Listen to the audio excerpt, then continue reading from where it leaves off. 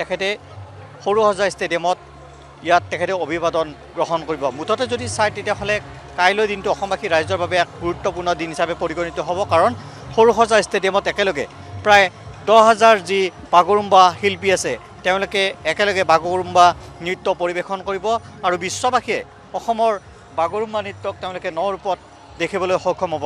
আৰু তাৰ পূৰ্বে আমি দেখুৱাম এই মুহূৰ্তত সৰুসজাই ষ্টেডিয়ামত ইয়াত হাজাৰ হাজাৰ যি শিল্পী সেই শিল্পীসকল তেওঁলোকে আহি উপস্থিত হৈছে। কিছু সময় পিছতে যি ফাইনেল আখৰা সেয়া তেওঁলোকে আৰম্ভ কৰিব।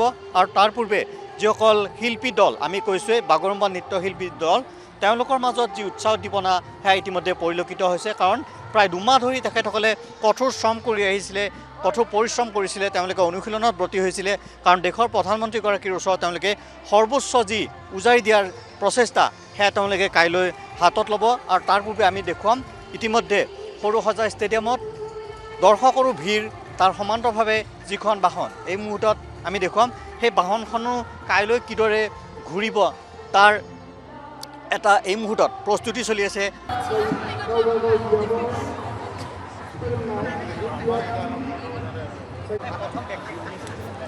বিহুৰ শুভেচ্ছা থাকিল।